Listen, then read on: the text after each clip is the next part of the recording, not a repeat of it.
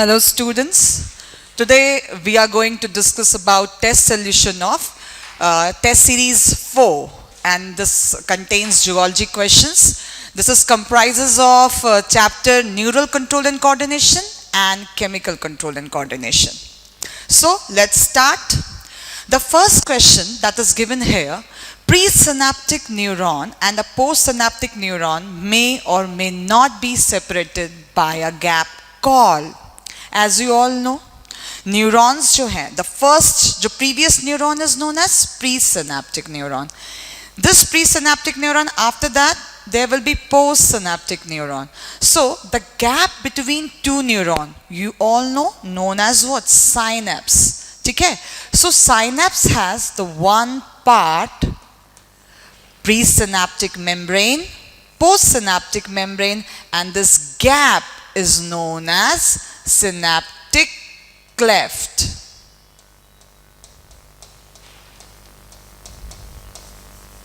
Okay, as you know, this is what? Presynaptic neuron.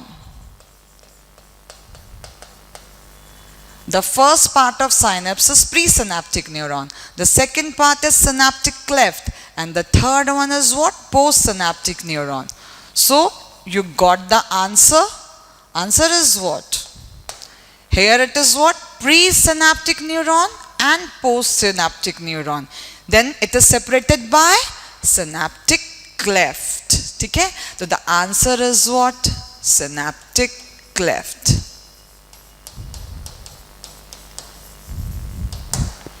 Okay? Now we are going ahead with next question. Next question is what synaptic vesicle is found in. Previously I had told you कि the previous neuron is what? Presynaptic, and after that postsynaptic neuron. So synaptic vesicle found in where? जो presynaptic neuron होता है, it has various vesicles like structure, and this vesicle like structure is known as synaptic vesicle, which contains what? Neurotransmitter. Okay, here it is, neurotransmitter. So this is what? Presynaptic neuron, and after that postsynaptic. तो synaptic vesicle का position कहाँ है? It is found in presynaptic neuron. So answer is what? Presynaptic neuron. Now next question. A structure of neuron comprises of cell body, synaptic knob, ganglia.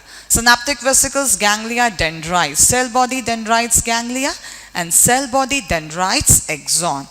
अब देखो, आप लोग जैसे neuron का स्ट्रक्चर जब पढ़ा है, तो न्यूरॉन के स्ट्रक्चर में what you know?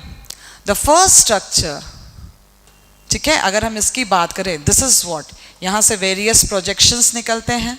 These various projections, and this the longest terminal like structure branch end में होता है. तो ये किसके कौन कौन से पार्ट हैं? This structure which contain nucleus, तो इसको क्या बोलते हैं? ये हो जाएगा साइटोन.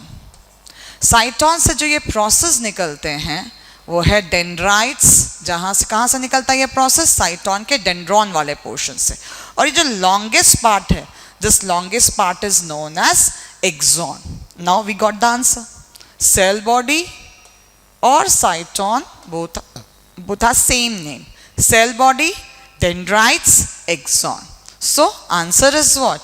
Answer है हमारा cell body, dendrites, axon.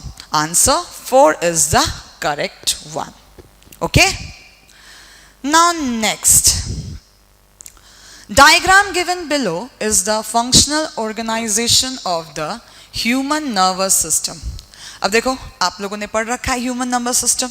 Human nervous system का सबसे पहला पार्ट क्या होता है? सेंट्रल नर्वस सिस्टम, है ना? CNS. Now next is what? Peripheral nervous system, that is known as PNS. So we have got the two answer, है ना? A is CNS, B is PNS. देखो यहाँ पे A में CNS कहाँ कहाँ पे है? This one, है ना? B में PNS कहाँ कहाँ पे है? यहाँ पे देखो ANS है. So this is not. We have A is CNS, B is PNS, यहां पे देखो दोनों सही मिल गया. अब ये PNS जो है divided into two again parts, that is what? ANS and SNS, यानी कि somatic neural system. What is this ANS? Autonomic nervous system. Autonomic nervous system is again divided into two parts, sympathetic and parasympathetic. Okay तो अब देखो कहां पे है हमारा answer. A is CNS, B is PNS, C is ANS, D is sympathetic and E is parasympathetic. We got the answer. Answer is what? 3. Okay. Now next question. During the transmission of nerve impulse through a nerve fiber, the potential on the inner side of plasma membrane has which type of electric charge? अब देखो electric charge की जहां तक हम बात करें तो we know, हम जानते हैं जब nerve impulse propagate नहीं हो रहा है तो that condition is what? Polarized state. Now in polarized state what happens? है ना, अंदर का चार्ज इज व्हाट? अंदर का चार्ज इज व्हाट? जब पोलराइज स्टेट में है तो अंदर का charge due to presence of more negatively charged protein and potassium ion, है ना, अंदर का सरफेस बिकम नेगेटिव. यहां पे सरफेस होता है नेगेटिव और बाहर का सरफेस जो है वो क्या होगा? Positive. Why? Due to presence of more concentration of sodium ion, chloride ion, है ना.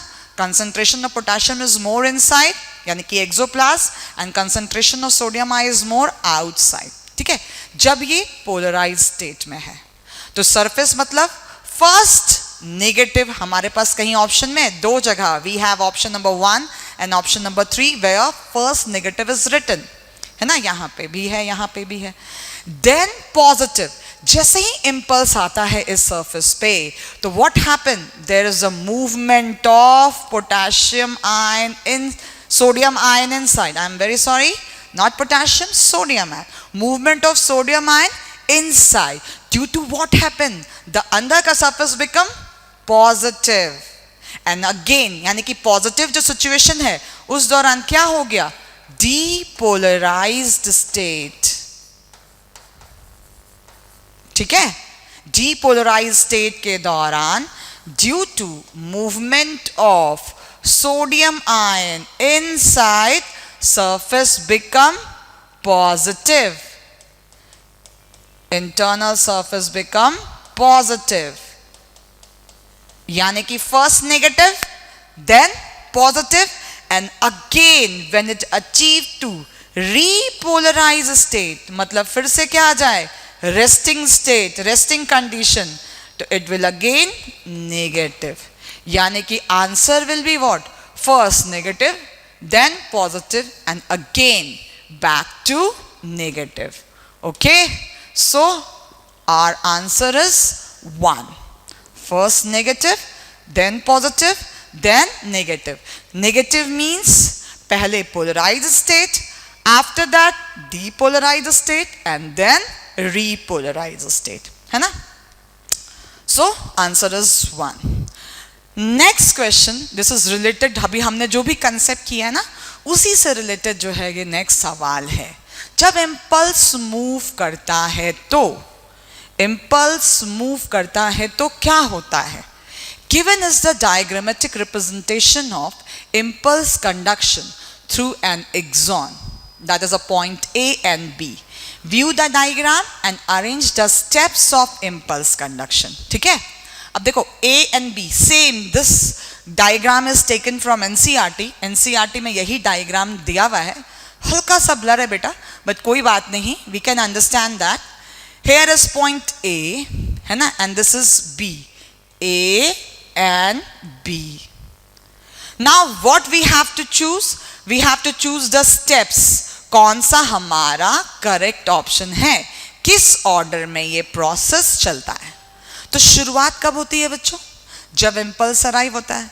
When impulse arises, then there is changes in what? Membrane permeability. So the first is what?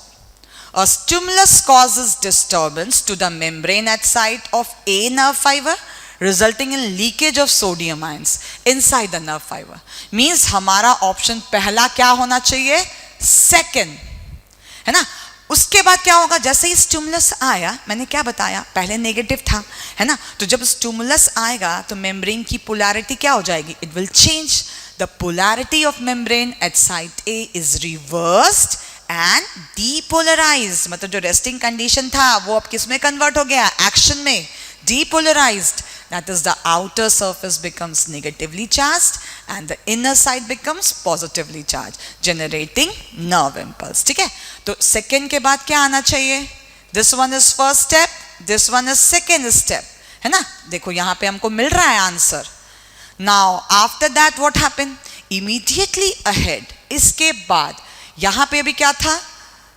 Surface जो है, जब सोडियम आयन का movement होगा बच्चों, तो यहां से क्या हो रहा है? ए से बी में जो चेंजेस हो रहा है वो क्या है?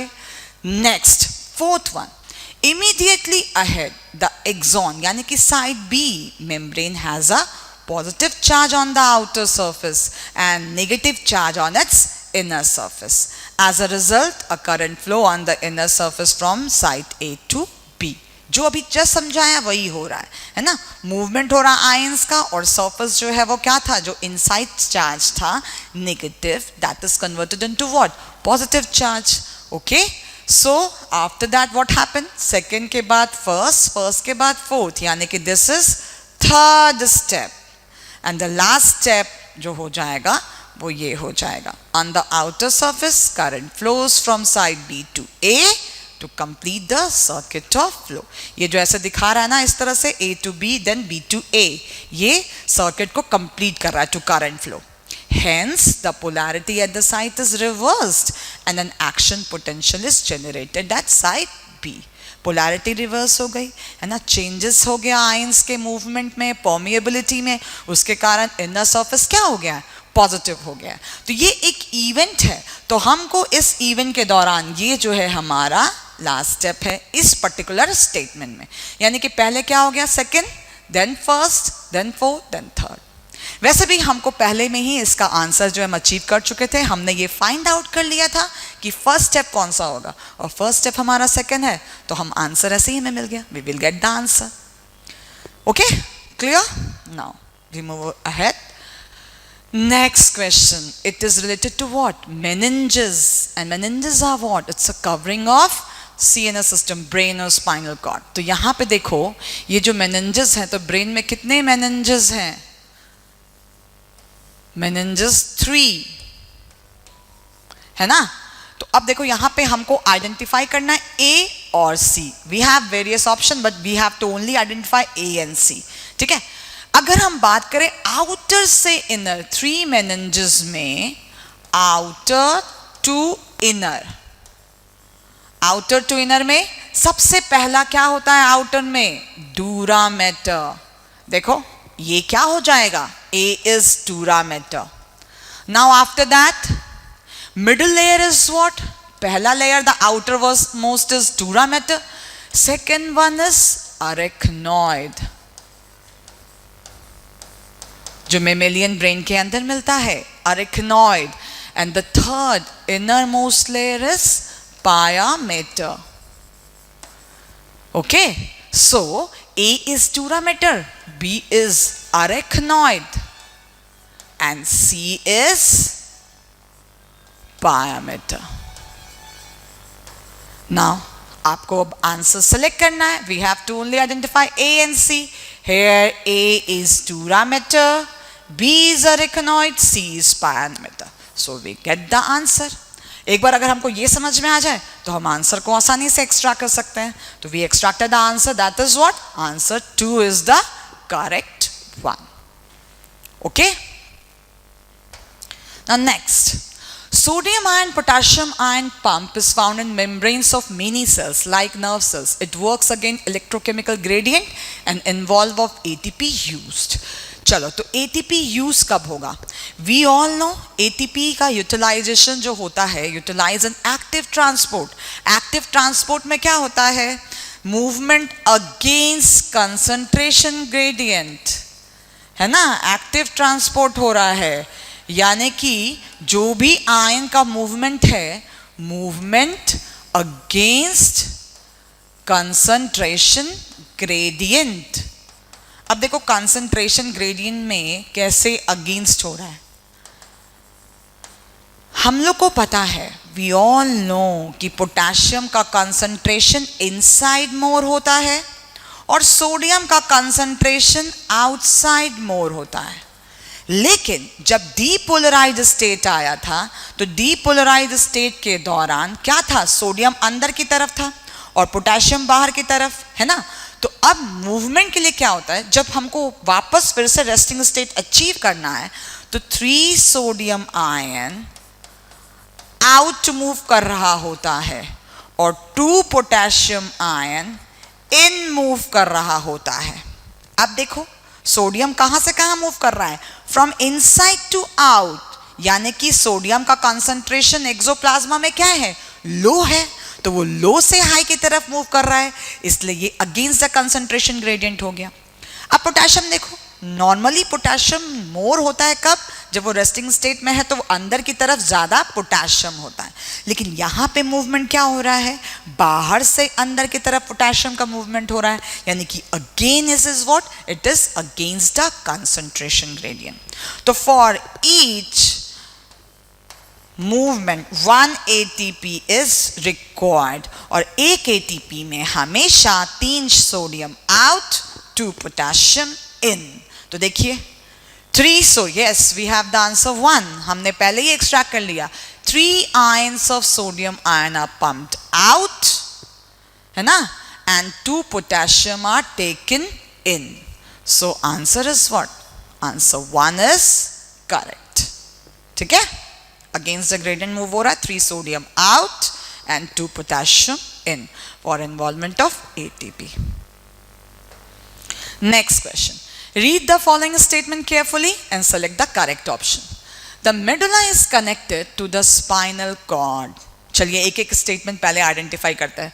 जब भी हमारे पास ऐसा सवाल हो बेटा कि आपको स्टेटमेंट आइडेंटिफाई करना है, तो आप उस चीज को हाईलाइट करेंगे कि हमको करेक्ट देखना है या इनकरेक्ट देखना है. तो we have to choose correct option. तो we have to identify each and every steps, है ना, each and every statements by step. तो पहला स्टेटमेंट क्या है? The medulla is connected to the spinal cord, है ना. देखो मेडुला किससे कनेक्टेड है? स्पाइनल कॉर्ड से. आप सबको पता है कि ब्रेन और स्पाइनल कॉर्ड कनेक्टेड होता है, और वहां पे एक मैग्नम होता है. कौन सा होता है बेटा? फोरामेन मैग्नम, है ना. यानी कि ब्रेन का जो सबसे हाइंडेस्ट पार्ट है वो कौन होता है? मेडुला. मेडुला ये कनेक्टेड किससे है? Connected to spinal cord by this foramen. यानी कि this statement is absolutely correct. हम ना बगल से टिक करते चले जाएंगे कि ये स्टेटमेंट सही है या नहीं. ठीक है, तो हमको ये दिख गया कि medulla is connected to spinal cord. It is correct statement. Medulla contains controlling centres for respiration, cardiovascular reflexes and gastric secretion. Medulla oblongata का जब हम फंक्शन देखते हैं तो एनसीईआरटी में ये लाइन एग्जैक्टली लिखा हुआ है. आप सब ने पहले भी पढ़ा हुआ है रेस्पिरेटरी चैप्टर में, ब्रीदिंग एंड रेस्पिरेशन में, है ना, एक्सचेंज ऑफ गैसेस में, है ना, बॉडी फ्लूइड एंड सर्कुलेशन में, कि medulla is what? It's a respiratory centre, है ना, हार्ट बीट कंट्रोलिंग सेंटर. तो ये बिल्कुल करेक्ट स्टेटमेंट है. Now next, cerebellum has very convoluted surface in order to provide the additional space for more neurons. Yes, to accommodate more and more neuron, cerebellum का surface क्या होता है? बहुत सारे उसमें अंदर गुचाव होता है ना. convoluted surface मतलब मुड़ा तोड़ा, है ना. तो this is also correct. तो यानी कि हमारे पास तीनों के तीनों स्टेटमेंट करेक्ट हैं. तो answer is 4. All the statements are correct. Now next question. Consider the statements as true or false. ठीक है, यहाँ पे आपको एक एक करके जैसे हमने पहले देखा है ना, वैसे ही हम लोग हर स्टेटमेंट को देखते चले जाएंगे तो हमको आंसर खुद ब खुद मिल जाएगा. Exoplasm inside the axon contains high concentration of potassium ion and negatively charged protein. अभी हमने इसके पहले एक सवाल में ये चीज करा हुआ है, क्यों ना इसको एक बार फिर से यहाँ बना लिया जाए. This is what? Exoplasm. और एक्सोप्लाज्म में पोटाशियम मोर और नेगेटिवली चार्ज प्रोटीन, ये दोनों एक्सोप्लाज्म के अंदर होते हैं, है ना. और आउटसाइड सरफेस पे क्या मिल रहा है हमको? सोडियम का कंसंट्रेशन मोर, है ना. क्लोराइड भी होता है, लेकिन हम लोग को दो ही आयन हम पोटाशियम और सोडियम के रिस्पेक्ट में देख रहे हैं. अब एक एक स्टेटमेंट को हम लोग देखते चले, ठीक है.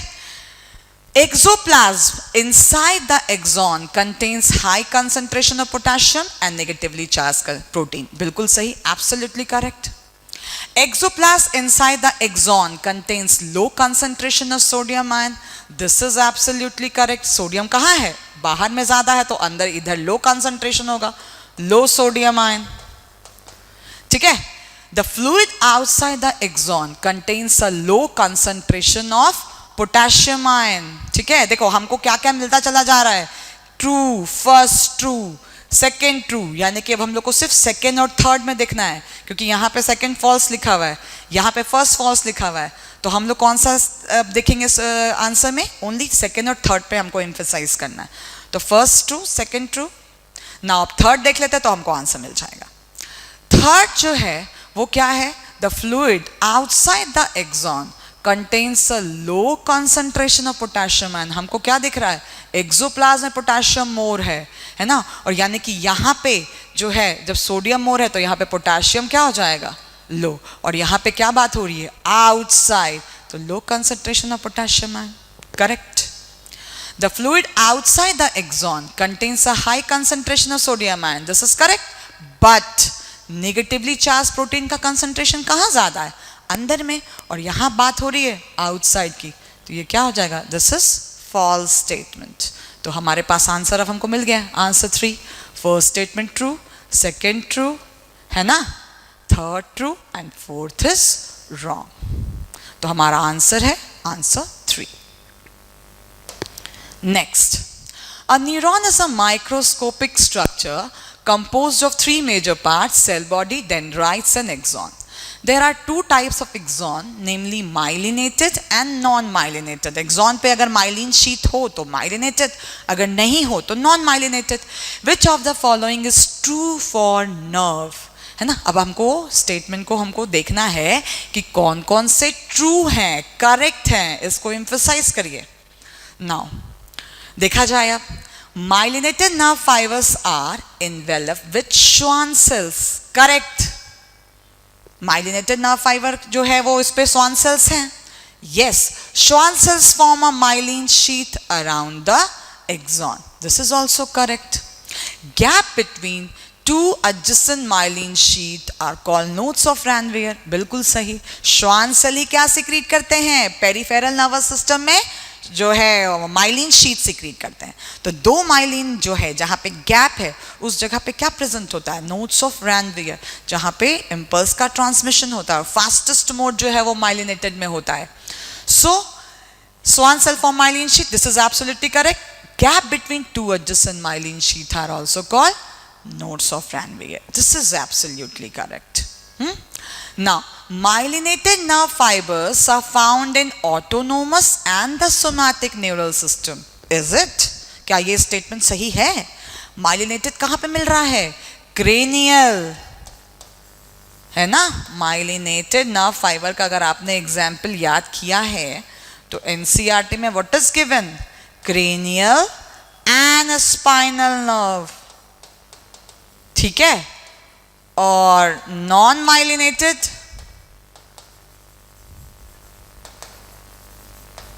नॉन माइलिनेटेड में क्या हो जाएगा? जो यहां पे माइलिनेटेड का ऑप्शन है ना, वो हो जाएगा नॉन माइलिनेटेड का autonomous and somatic neural system. तो बेटा आपके पास अब देखो ये इस करेक्ट स्टेटमेंट में मैंने यहां लिख दिए हैं, so you can extract the correct answer.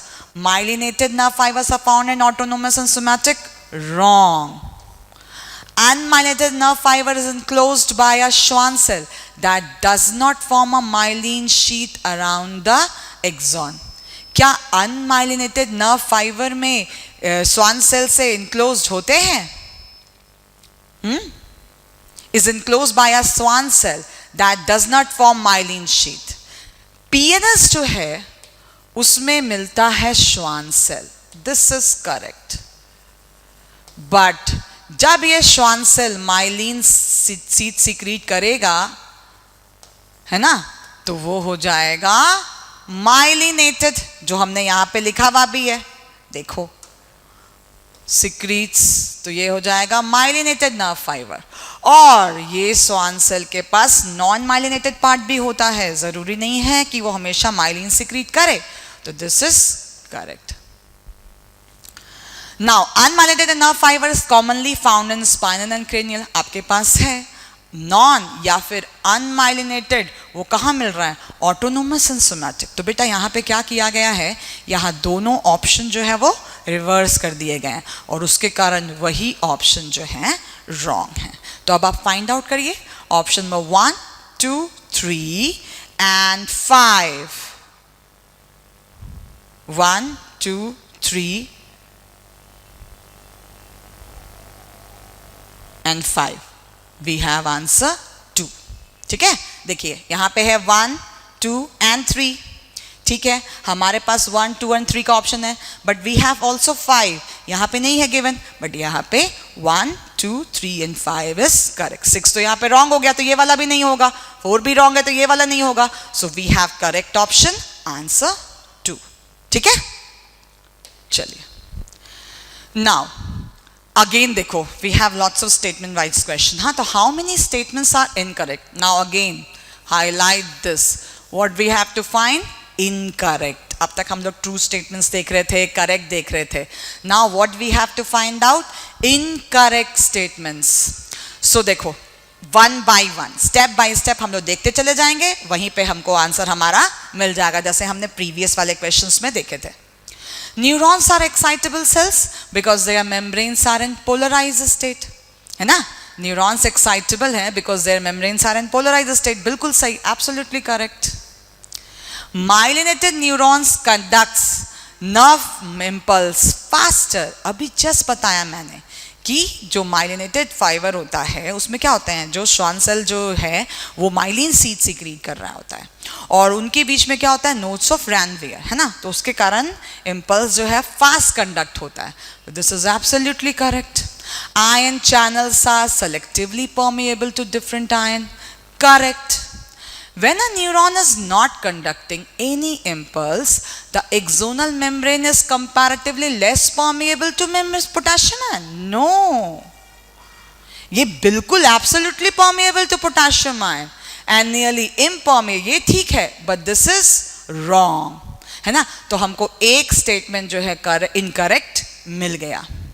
Now next statement देखते हैं. Resting membrane is impermeable to negatively charged protein present in the axoplasm, है ना. तो रेस्टिंग मेम्ब्रेन में क्या होता है, impermeable to negatively charge protein present in axoplasm. हम लोग बार बार ये चीज बना रखे बेटा, अंदर में क्या होता है, नेगेटिवली चार्ज प्रोटीन और बाहर में क्या होता है, सोडियम आयन. मैंने सिर्फ इन दोनों को ही क्यों लिखा है, क्योंकि रेस्टिंग स्टेट में इन दोनों का ही, रेस्टिंग स्टेट में इन दोनों का ही मूवमेंट जो है इस सरफेस से नहीं होता.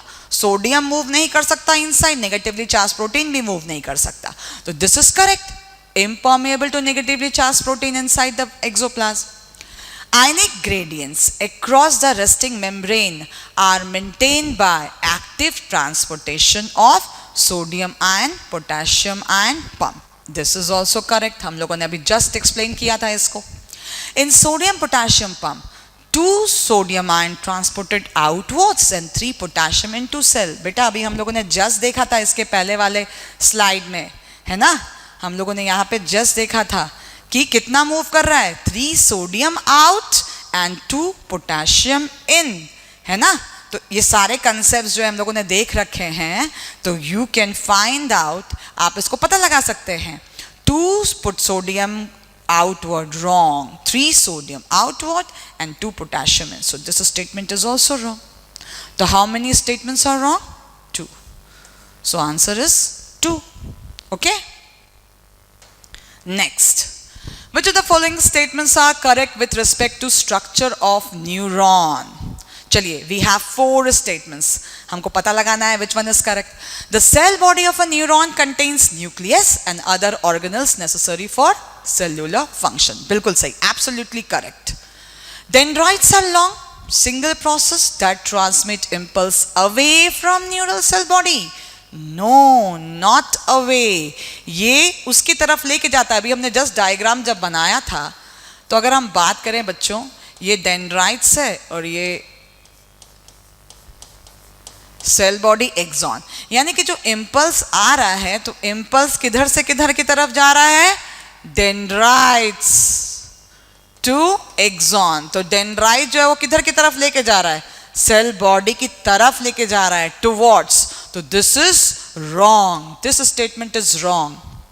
The myelin sheath produced by Schwann cells in the PNS, है ना, ठीक है, correct. Increase the speed of nerve impulse transmission. अभी जस्ट बात करी थी, पीएनएस में श्वान सेल क्या करता है? माइलिन शीट को रिलीज करता है, और जो माइलिनेटेड नर्व फाइबर है वो ज्यादा फास्टेस्ट कंडक्ट करते हैं इम्पल्स को then unmyelinated. Now fourth statement, synaptic knobs at the end of the axon contain neurotransmitters. ठीक है, जो synaptic knobs है वो क्या contain करता है? Neurotransmitter. बिल्कुल सही, आप लोग को बताया भी था. ये है प्रीसिनेप्टिक न्यूरॉन, है ना, और ये जो प्रीसिनेप्टिक न्यूरॉन है, तो ये देखो, ये यही चीज है बच्चों. ये जो एक्सॉन का टर्मिनल एंड है, यही कैसा होता है? Bulbous expansion. And this bulbous expansion is known as synaptic knob. और इसी synaptic knob में क्या present होते हैं? Synaptic vesicles, which is filled with neurotransmitter. ठीक है, तो this is also correct. तो हमारे पास एक statement wrong है. तो कौन कौन सा सही हो गया? 1, 3 and 4. Yes, we have this 1, 3 and 4 statement are correct. ठीक है. नेक्स्ट, ये डायग्राम भी एनसीईआरटी से लिया गया बेटा, है ना. तो मोस्ट इंपॉर्टेंट जितने भी डायग्राम है वो ध्यान रखने हैं, लेबलिंग ध्यान रखनी है. देखिए, लेबलिंग से सवाल भी हैं. A diagram showing axon terminal and synapse is given. Identify correctly at least 2 of A to D. नाउ हम अगर देखें तो ये हमको दिख रहा है, देखो ये है प्री सिनेप्टिक न्यूरॉन और ये है post synaptic neuron. Post synaptic neuron पे ए के पास क्या होता है? रिसेप्टर. ठीक है, ये सी हमको क्या दिख रहा है? सिनेप्टिक वेसिकल, जिसमें जो भरा होता है, ये जो पूरा रिलीज हो रहा है, ये बी क्या है? न्यूरोट्रांसमीटर, है ना. फिगर इज ब्लर्ड बेटा, but we can extract the answer. D is what? Synaptic cleft. तो क्या हमारा कुछ मैच कर रहा है? Yes, पहला ही option A receptor correct and C synaptic vesicle. Okay, so we got the answer. Answer 1 is correct. A is receptor, C is synaptic vesicles. बाकी B तो यहाँ कुछ और दे रखा है, D synaptic cleft होगा, बट यहाँ पे बाकी all options are wrong. Answer 1 is correct. Okay. So, which of the following part of neuron is covered by myelin sheet? कौन सा पार्ट कवर है? डायरेक्ट फैट बेस्ड, है ना, एक्सॉन. तो एक्सॉन सरफेस जो है वो माइलिन से कवर होता है, myelinated portion. A bipolar neuron, है ना, bipolar means they have 2 poles. Cell body से क्या निकल रहा है? अगर सेल बॉडी से, है ना, ये एक पोर्शन क्या हो गया? अगर सेल बॉडी से एक डेंड्राइट्स निकल रहा है, this is what? Cell body. और एक पोल से क्या निकल रहा है? डेंड्राइट. और दूसरे पोल से क्या निकल रहा है? एक्सॉन. तो डेंड्राइट एक्सॉन कितने हैं? 1 डेंड्राइट 1 एक्सॉन, है ना. तो बाइपोलर न्यूरॉन की बात हो रही है. तो 1 dendrite 1 axon is the correct one.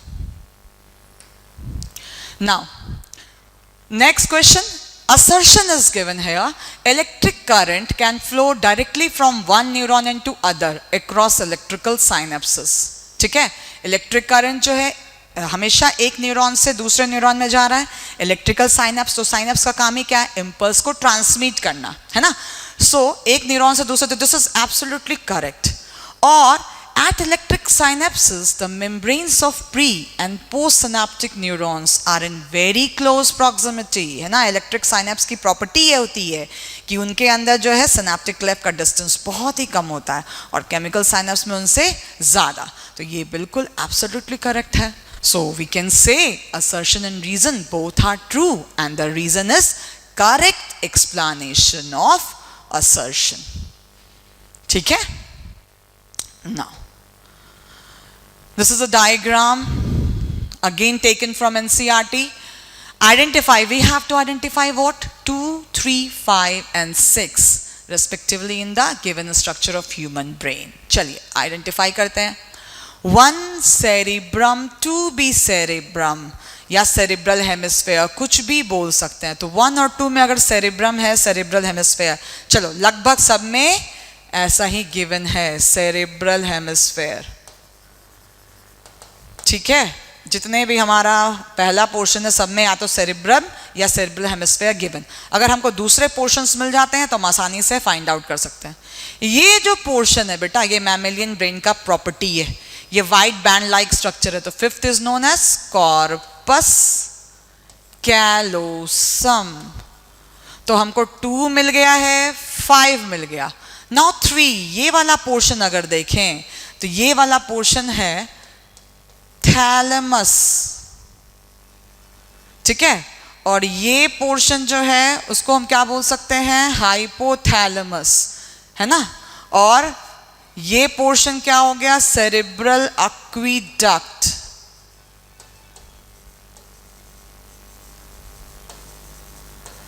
ठीक है, तो देखो हमको जो आइडेंटिफाई करना है 2, 3 थैलेमस, 4 इज हाइपोथैलेमस, है ना. 5 यहाँ पे गिवन नहीं है बट ये 5 है. दिस इज मिड ब्रेन का पोर्शन. वहां से कनाल लाइक स्ट्रक्चर निकल रहा है जिसको हम बोल रहे हैं सेरिब्रल एक्वीडक्ट. देखो हमको मिल चुका है बेटा. अब हम आपको यहाँ से आंसर एक्सट्रैक्ट कर सकते हैं. Cerebral hemisphere, 2, 3 thalamus. Yes, we have the answer. This one. Second is cerebral hemisphere, third is thalamus, fifth is corpus callosum and 6 is cerebellum या फिर cerebral aqueduct. More correct, cerebral aqueduct. So answer is what? Answer second is correct. Okay, we have extract from. Now scapula. Okay, neural control and coordination का बहुत सारा portions जो cover हो चुका है. Next question जो है हमारा कौन से chapter से? It is from locomotion and movement, है ना. Locomotion and movement. Scapula. Scapula is a large triangular flat bone situated in the dorsal part of thorax between. Scapula कैसा है, एक triangular flat bone. कहाँ मिलता है, ये girdle का part है. ठीक है, so ये कहाँ से कहाँ तक extend हो रहा है, from second and 7th rib. इसमें कोई ये नहीं है, direct fact back based question है. स्कैपुला का लोकेशन आपसे पूछा जा रहा है thorax में, तो वो extend होता है from second and 7th ribs. यहां से यहां तक ये एक्सटेंडेड है. ठीक है, 154. So next coxal of, again वो पिक्टोरल गर्डल का पोर्शन था. This is the portion of pelvic girdle. The coxal of pelvic girdle is form the fusion of. Now pelvic girdle का जो पोर्शन है कॉक्सल, वो कितने होते हैं, 2 बोन्स. और ये कॉक्सल बोन जो है अगेन 3 बोन के फ्यूजन से मिलते हैं. और वो 3 बोन्स कौन कौन है बच्चों, ilium, ischium and pubis. This is correct. यानी कि coxal is the fusion of ilium, ischium and pubis. Okay. Now statement given here. Muscle contraction are mechanism of muscle contraction. तो यहाँ पे कुछ statement हैं जो mechanism of muscle contractions हैं. We have to identify what? We have to identify correct statement. Okay. Now first statement is acetylcholine is released when the neural signal reaches the motor end plate. Perfectly correct, है ना. Acetylcholine जो है वो एक neurotransmitter है जो motor end plate पे आकर के रिलीज होता है. और वो कब कौन से इंपल्स के थ्रू आता है? मोटर इंपल्स के थ्रू. वो कमांड लेके आता है from CNS. Now muscle contraction is initiated by a signal sent by CNS via sensory neuron. अभी मैंने just बोला ये कौन सा न्यूरॉन होगा जो CNS से कमांड लेके आ रहा है? वो है मोटर न्यूरॉन. तो this statement is wrong. Now next is what? During muscle contraction isotropic bands, isotropic मतलब I band gets elongated. क्या ये elongated होता है?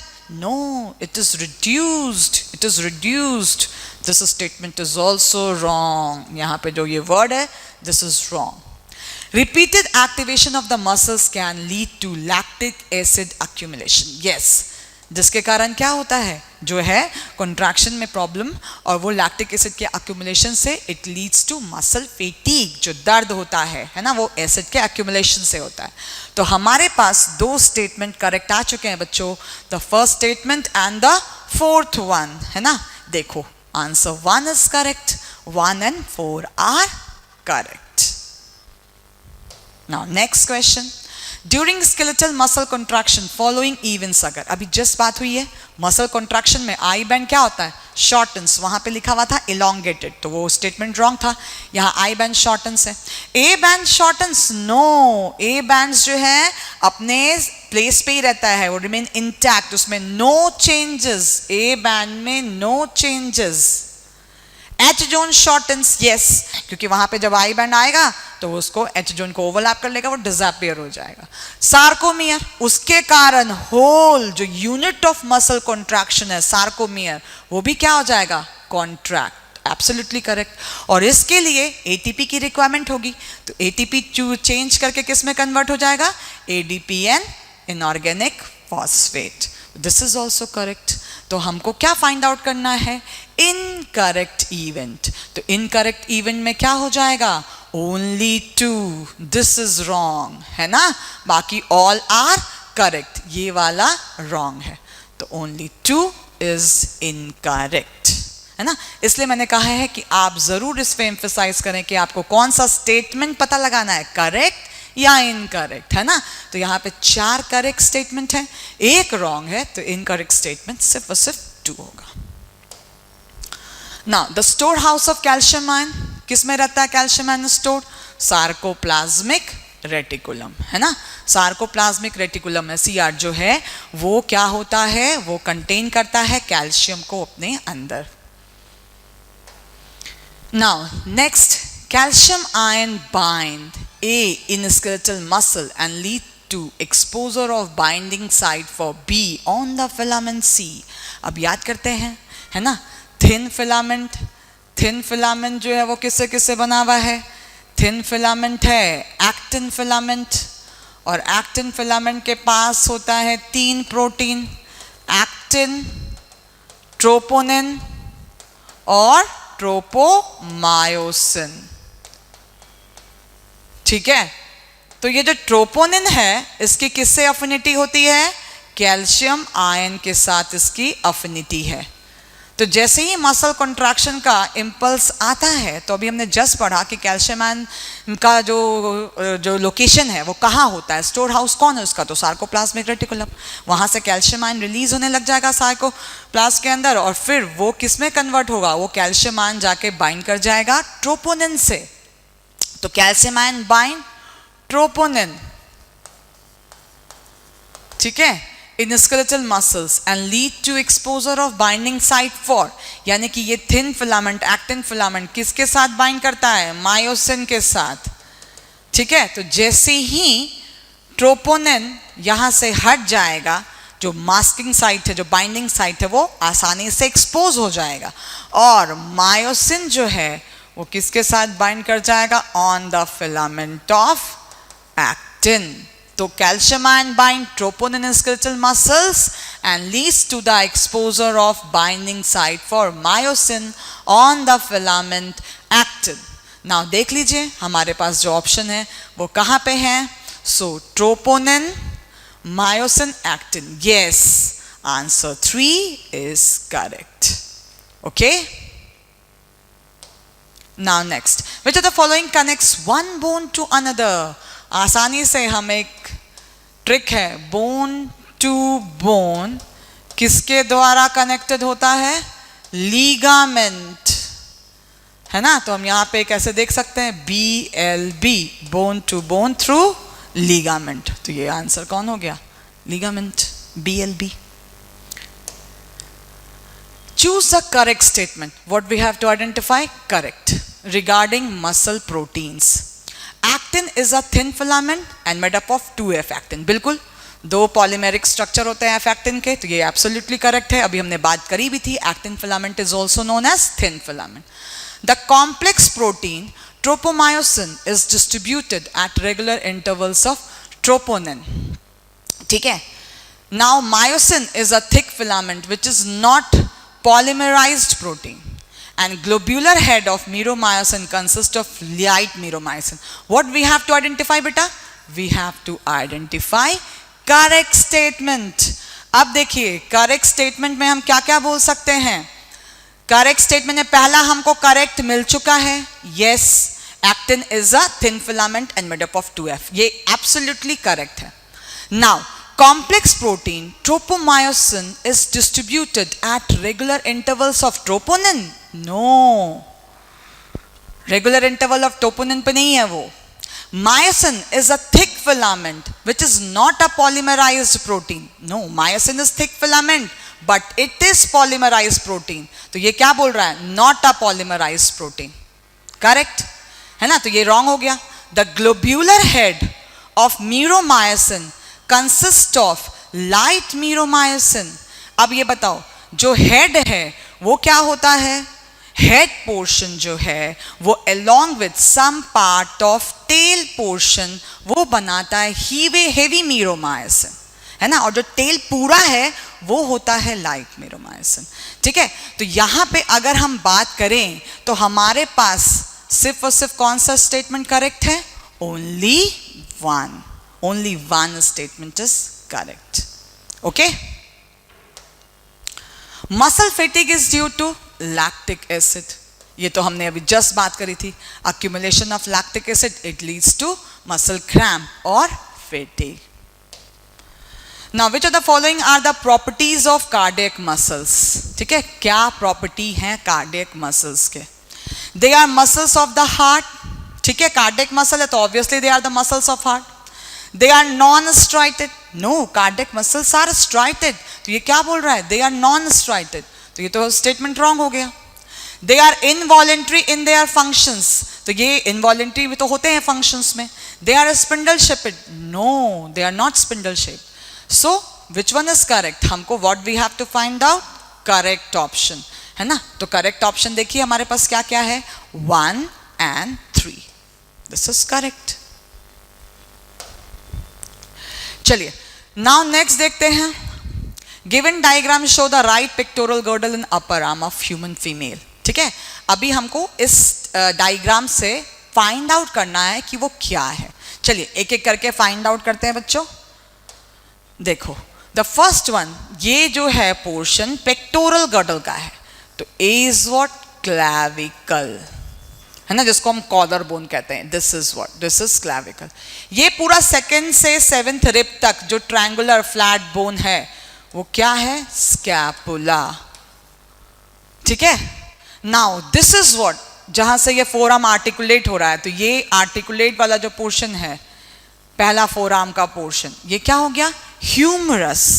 नाउ ये थंब की तरफ जो बोन ऐसे दिख रहा है, दिस इज व्हाट? रेडियस.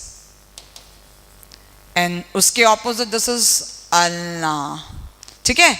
और ये F carpal and G is metacarpals. तो carpal is what? Wrist bone. Metacarpal palm bone. अब हम लोग देख लेते हैं, हमारे पास ऑप्शंस यहाँ पे हैं. जो ऑप्शन मैच कर पा रहा है वो क्या है बेटा? सबसे पहले हमको देखना है clavicle. Here it is. Clavicle, scapula, humerus, radius, ulna, carpal, metacarpal. Absolutely correct. The fourth option is correct. जो है स्टेटमेंट हमने यहाँ पे देख लिया है, लेबलिंग कर ली है, हमारे पास ऑप्शन जो है हमको मिल चुका है। तो हमको करेक्ट ऑप्शन देखना था, so answer 4 is correct. The neural system is composed of highly specialized cells called neurons that can, अब देखो न्यूरल सेल्स का काम क्या है, ये स्टिमुलाई को डिटेक्ट करते हैं, रिसीव करते हैं, ट्रांसमिट करते हैं, यानी कि सब काम करते हैं। तो क्या हो जाएगा, all of these, all are correct. Identify A B C D, देखिए डायग्राम है अगेन बेटा, ये है जो डायग्राम, ये मायोसिन फिलामेंट का है। मायोसिन फिलामेंट में जो टिप है मायोसिन का, वो क्या होता है, actin binding, actin binding site, ठीक है। ये जो बी है, this B is ATP binding, देखते जाना हमको ऑप्शन में। सी जो है वो क्या बना रहा है, ये इसका हेड पोर्शन है, और डी क्या बना रहा है, क्रॉस आर्म, ठीक है।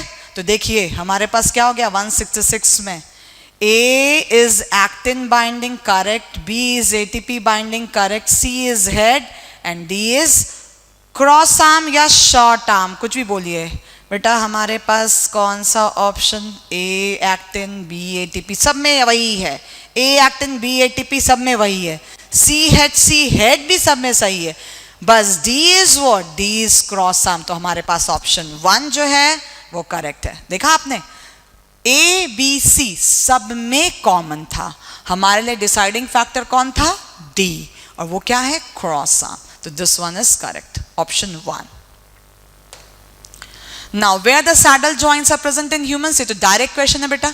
This is present between carpals and metacarpal of thumb. Now, number of bones in skull, skull में कितने बोन होते हैं, this is also direct question, 29 है ना। cranial bone, facial bone है ना, ear ossicles, hyoid सब मिला करके it comprises of 29 bones. Fused vertebrae है ना, 26 वर्टिब्री होते हैं, जिसमें कौन कौन से फ्यूज्ड हैं, तो ये तो बेटा गिवन है, sacral is fused, coccygeal is fused, बाकी रेस्ट जो है वो अनफ्यूज्ड है। तो 1 and 2 these are what, fused vertebrae. Now androgen regulates, androgen का काम क्या है, androgen regulates development of accessory sex organs, muscular growth, maturation of accessory sex organ, all the above, ये सारे काम एंड्रोजन जो है रेगुलेट करता है। तो all of the above are correct. Next endocrine gland, सभी डायरेक्ट क्वेश्चन है बेटा। एंडोक्राइन ग्लैंड क्या बोलते हैं हम इसको, normally it is known as ductless gland. Ductless gland का मतलब क्या होता है, जो अपना सिक्रीशन डक में ना ले जाए, वो डायरेक्टली किस में पोर करे, उसको ब्लड में। तो endocrine glands are ductless glands whose secretions pour directly into the blood. Have ducts and pour their secretion into the blood? No, इनके पास तो ducts होते ही नहीं है। Have ducts which straightway? No, ducts तो होते ही नहीं है। तो हमारे पास आंसर क्या है, ductless glands whose secretion pour directly into the blood. The activity of formation of milk is regulated by the activity of dash, while the ejection of milk is controlled by dash, B hormone है। अब देखो formation of milk जो है वो कौन से hormone के through होता है, वो होता है एक एंटीरियर पिट्यूटरी का हार्मोन, और वो क्या है, प्रोलैक्टिन। और इजेक्शन ऑफ मिल्क किसके द्वारा होता है, वो पोस्टीरियर पिट्यूटरी का हार्मोन है, दैट इज व्हाट, ऑक्सीटोसिन। तो we have the answer, A is prolactin, B is oxytocin, correct. चलिए 173, glucagon, epinephrine, steroid hormone, iodothyronine, among the given hormone which needs secondary messenger। देखिए glucagon, epinephrine, steroid and आइडो, यहाँ पे आपको पता लगाना है कि किसके पास सेकेंडरी मैसेंजर होता है। अब अगर हम मैकेनिज्म ऑफ हार्मोन एक्शन देखें, तो मैकेनिज्म ऑफ हार्मोन एक्शन में क्या क्या होता है बेटा, जो एक होते हैं वाटर सॉल्युबल हार्मोन, ठीक है, और दूसरा होता है लिपिड सॉल्युबल। तो वाटर सॉल्युबल हार्मोन जो कहिए आप, वो जनरली क्या रिक्वायर्ड करते हैं, वो चूंकि लिपिड बाइलेयर को क्रॉस नहीं कर पाएंगे, तो इसका रिसेप्टर कहाँ पे मिलता है, रिसेप्टर ऑन मेम्ब्रेन, और इसका जो रिसेप्टर है वो कहाँ मिलता है, इनसाइड मेम्ब्रेन, मतलब न्यूक्लियस में, ठीक है। तो अब चूंकि वाटर सॉल्युबल का जो रिसेप्टर है वो मेम्ब्रेन पे होता है, तो इनको क्या जरूरत पड़ेगी, सेकेंडरी मैसेंजर की जरूरत पड़ेगी। ठीक है, अब ये वाटर सॉल्युबल हार्मोन कौन कौन से हो सकते हैं, तो proteinaceous hormone and catecholamines, proteinaceous hormones and catecholamines hormones.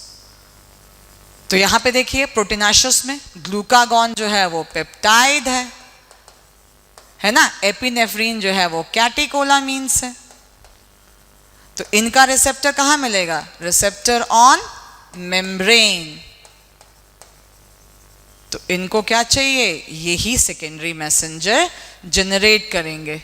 तो answer will be 1 and 2। Now correct order of action of hydrophilic hormone. Hydrophilic hormone मतलब वही again water soluble hormone, binds to plasma membrane, physiological response, biochemical, generate secondary. अच्छा, we have to find out the correct option, जो order है इसका। तो सबसे पहले क्या होगा, first one hormone binds to plasma membrane, उसके बाद वो क्या जनरेट करेंगे, सेकेंडरी मैसेंजर, तो 1, 4। उसके बाद क्या होगा उनका बायोकेमिकल रिस्पॉन्स, एंड देन उसके अकॉर्डिंग उनका फंक्शन जनरेट होगा, तो फिजियोलॉजिकल रिस्पॉन्स। ठीक है, तो option 1, 4, 3, 2, this one is correct, 1, 4, 3, 2। Now अब आपको पता लगाना है 4 ग्लैंड्स है यहाँ पे, glands are given here which is correctly matched with the accompanying description. Thyroid hyperactivity in young children cause cretinism. Cretinism is not due to hyperactivity, है ना, उसमें क्या होता है, अंडर सिक्रीशन हो जाता है थायरॉक्सिन हार्मोन का। Thymus starts undergoing atrophy after puberty. Yes, during aging thymus जो है progressively decreases in size, it shrinks in size, so this is correct. Parathyroid secretes parathormone, this is correct, which promotes movement of calcium ion from blood into bones. No, ये तो blood में बढ़ाता है level को, है ना, from blood नहीं, into blood, तो again this is wrong. Pancreas, delta cells of islet of Langerhans secrete a hormone which stimulates glycolysis in liver. No, delta cell तो somatostatin release करता है, growth inhibiting hormone. ठीक है, so we have correctly matched pair is what, thymus. So this option second is correct. The function of the organ or organ systems in our body must be coordinated to maintain, है ना, आपको organ और organ system की बात कर रहे हैं, तो muscular activity, homeostasis, respiration, neural coordination. देखो होम्योस्टेसिस का मतलब क्या होता है, जो हमारे इंटरनल बॉडी टेम्परेचर को मेंटेन करता है, वो सबसे इंपॉर्टेंट है। अगर उसमें डिस्टर्बेंस हुआ, यानी कि हम क्या है, हमारे को कोई डिजीज है, हमारे फंक्शन में कोई प्रॉब्लम आ गई है, तो ये जो भी कोऑर्डिनेशन है वो किसके लिए है, होम्योस्टेसिस के लिए है, हमारा इंटरनल एनवायरनमेंट हमेशा मेंटेन रहे, तो वो है होम्योस्टेसिस। नाउ इंसुलिन क्या है, एक पेप्टाइड हार्मोन है, जो कहां से निकलता है, ये निकलता है पैनक्रियास से, पैनक्रियास के बीटा सेल से। ठीक है, पैनक्रियास का बीटा, वो कौन सा पोर्शन है जो निकालता है, आइलेट ऑफ लैंगरहैंस। ठीक है, तो वो निकाल रहा है इंसुलिन। सो इंसुलिन का काम क्या है, ब्लड शुगर लेवल को कम करना, तो ये तो सही हो गया। Hypoglycaemic hormone decreases the blood sugar, क्योंकि हाइपोग्लाइसेमिक का मतलब ही क्या है, जो ब्लड शुगर को डिक्रीज करे। Act on adipose tissue and hepatocytes, ये भी सही है, यानी कि सारे के सारे स्टेटमेंट्स जो हैं वो सही हैं, ऑल ऑफ द अबव। चलिए, study the given flow chart and identify ABCDE। देखा, अड्रीनल ग्लैंड की बात हो रही है, तो अड्रीनल ग्लैंड का लोकेशन कहाँ है, above kidney, consist of 2 region, outer region is cortex और इनर रीजन इज मेडुला। मैं यही लिख दे रही हूँ, हमको आंसर डायरेक्ट पता चल जाएगा। Divided into 3 zones, mineralocorticoid release by, glucocorticoid release by, sex corticoid release by. ठीक है, तो बेटा देखो हमारे पास एक और तरीका है, जो इसका अड्रीनल कॉर्टेक्स है, अड्रीनल कॉर्टेक्स का ग्लोमेरुलोसा एक रीजन, जी FR जो हम लोग किडनी में पढ़े ना, उसी वे में आप यहाँ पे याद रख सकते हैं। तो ग्लोमेरुलोसा, फैसिकुलेटा और रेटिकुलरिस। तो यहाँ पे क्या हो जाएगा? मिनरलोकॉर्टिकॉइड्स, ग्लोमेरुलोसा, ठीक है। This is what? फैसिकुलेटा, और ये हो गया रेटिकुलरिस। अब आप देखिए कौन सा ऑप्शन हमारे पास परफेक्ट है? Cortex medulla zona glomerulosa reticularis. No, this is wrong. Zona glomerulosa fasciculata reticularis. Yes, option second, cortex medulla zona glomerulosa zona fasciculata zona reticularis. ठीक है, तो we have got the answer, that is second. Now, low concentration of calcium in blood, release of hormone. ये कौन सा hormone है जो ये काम करता है? Stimulate bone dissolution, decrease loss of calcium in urine, decrease absorption of calcium from intestine. यानी कि ये कौन सा हार्मोन है? हाइपर कैल्शियमिक हार्मोन, जो ब्लड में कैल्शियम के लेवल को बढ़ाता है। और वो कौन होता है? PTH, पैराथॉर्मोन, है ना, पैराथायरॉयड हार्मोन। ठीक है, पैराथायरॉयड हार्मोन ये है ये। तो X is PTH. Now in males the spermatogenesis is regulated by, है ना, in males the spermatogenesis is regulated by FSH, androgens, both 1 and 2, hypothalamus. Correct है ना। इसमें क्या क्या हो जाएगा? तो FSH and androgens both are correct, both 1 and 2, it is correct. ठीक है बेटा, this is all about the questions of geology जो टेस्ट सीरीज आपने दिया है पेपर 4 में, उसके ये सॉल्यूशंस है। Please go through it and correct your answer. Thank you.